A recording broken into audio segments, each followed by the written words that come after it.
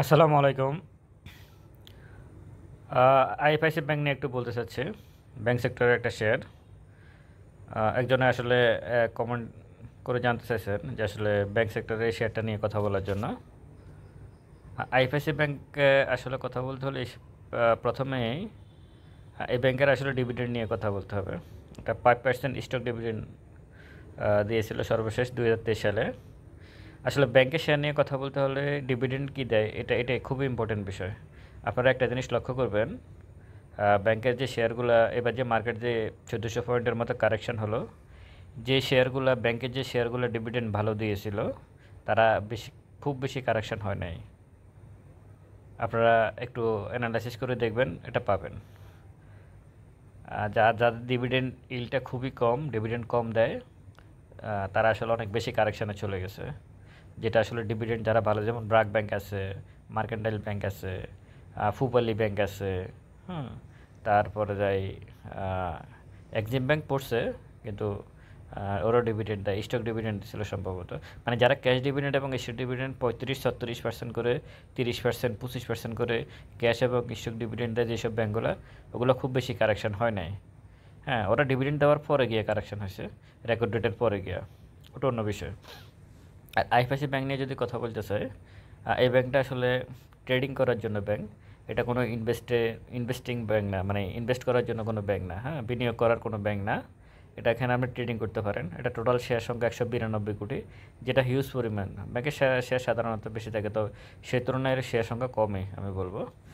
এটা last quarter আসলে 22 পয়সা প্লাসই আছে। এটা সবচেয়ে ভালো দিক হচ্ছে ব্যাংকে তো এই মুহূর্তে লিকুইডিটি ক্রাইসিস, মানে ক্যাশের খুবই শর্ট, কিন্তু এখানে দেখা যাচ্ছে যে নেট অপারেটিং ক্যাশ ফ্লো আছে 3 টাকা 16 পয়সা, গতবারের থেকে প্লাস 6 টাকা 21 পয়সা প্লাস আছে। এটা ব্যাংকের জন্য খুবই ইম্পর্ট্যান্ট। এই দিক থেকে আইএফআইসি ব্যাংক আমি বলবো যে খুবই ভালো। তার ইপিএস সবগুলোই নেগেটিভ আসছে, সরি পজিটিভস আছে, গতবারের তুলনায় নেগেটিভ। আর net operating cash flow side quarter এখানে দেখা যাচ্ছে, সাইড কোয়ার্টারে সবগুলোই পজিটিভ এবং গতবারের থেকে পজিটিভ। পজিটিভ তো পজিটিভই, কিন্তু গতবারের থেকেও পজিটিভ, অনেক বেশি পরিমাণে পজিটিভ। এটা আইএফআইসি ব্যাংকের জন্য এটা খুব একটা ভালো দিক। আর 1 বছর আগে যারা ছিলেন তারা 15% লসে, 6 মাস আগে তারাও 15% লসে।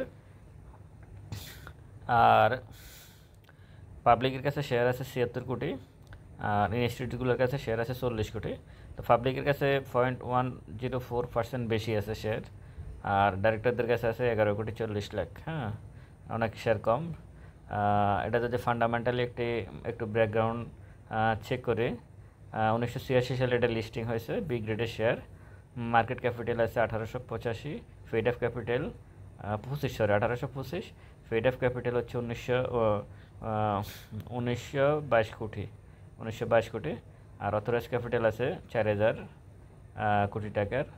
লং টার্ম লোন 80, খুবই মানে বলবো যে খুবই ভালো একটা শেয়ার। তবে এই শেয়ারটা বিনিয়োগের জন্য না। ব্যাংকের শেয়ার সাধারণত বিনিয়োগের ক্ষেত্রে হচ্ছে কী পরিমাণ ডিভিডেন্ড দেয়। এখানে আসলে ক্যাপিটাল গেইনের জন্য খুব বেশি ব্যাংকের শেয়ারকে যারা ট্রেডিং করে তারা আসলে ক্যাপিটাল গেইনের জন্য ব্যাংকের শেয়ারকে চয়েস করে না, কারণ ব্যাংকের শেয়ারে হিউজ পরিমাণ ভলিউম থাকে। সেক্ষেত্রে আসলে ব্যাংকের শেয়ার মার্কেট খুব বেশি ভালো না হলে ব্যাংকের শেয়ার আসলে বাড়ে না। হ্যাঁ, ব্যাংকের শেয়ার বাড়ে না, কারণ এখানে অনেক বেশি পরিমাণে শেয়ার সংখ্যা এখানে। আচ্ছা, চার্ট যদি দেখি, উনি আসলে চার্ট আমি বলবো যে হ্যাঁ, এটা খুবই ভালো এই মুহূর্তে। হ্যাঁ, আপনি আসলে যিনি আমাকে জানতে চাইছিলেন আসলে এই শেয়ারটা না, আপনি চাইলে এই মুহূর্তে এখানে ইয়ে করতে পারেন, ঢুকতে পারেন, ট্রেডিংয়ের প্রেক্ষাপটে ঢুকতে পারেন। ভলিউমও বাড়ছে, ক্যান্ডেলও আসলে খুবই ভালো ক্যান্ডেল। এটা আসলে ইন্ডেক্সের সাথে যে ক্যান্ডেলটা সেটাই খুবই ভালো।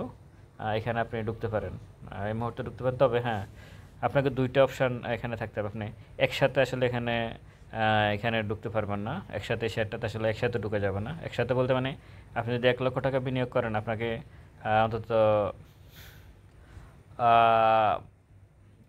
যদি না করেন, অন্তত কমপক্ষে আপনাকে দুইটা নিতে হবে, দুইটাই স্টেপ নিতে হবে। 50,000 টাকা এই মুহূর্তে কিনতে পারেন, আর 50,000 হাতে রেখে দিতে হবে এই শেয়ারের জন্য, অন্য শেয়ারের জন্য না।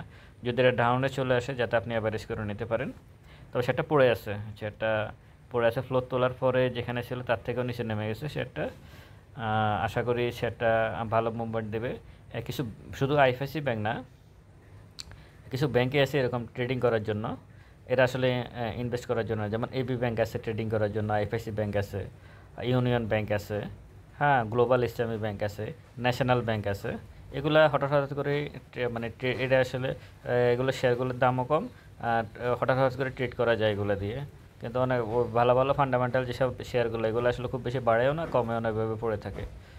তো এই ক্ষেত্রে বলবো যে আপনারা আইএফআইসি ব্যাংকটা দেখতে পারেন এই মুহূর্তে ঢুকে যার।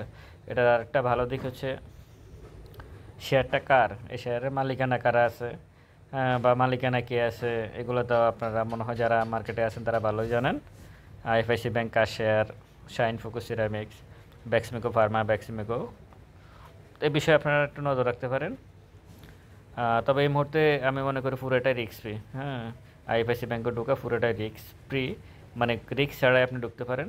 তবে দুইটা পোর্শন রাখতে হবে, যাতে অ্যাভারেজ করে নেওয়া যায়, অন্তত 10% যদি কমে যায় তাহলে যাতে আপনি অ্যাভারেজ করে নিতে পারেন।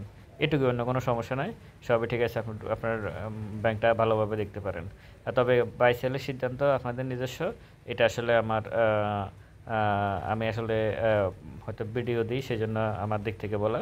তো সিদ্ধান্তটা সম্পূর্ণ আপনাদের, আপনারা আসলে কী শেয়ারে ইনভেস্ট করবেন, কী শেয়ারে ইনভেস্ট করবেন না। তবে এটা অনেকটা রিস্ক ফ্রি আছে। আর মার্জিন ঋণ নিয়ে কোনো শেয়ার ব্যবসা করবেন না। মার্জিন ঋণটা আসলে একটা মার্জিন ঋণ আসলে একজন বিনিয়োগকারীকে নিঃস্ব করে দেয়। ভালো থাকবেন সবাই। আসসালামু আলাইকুম।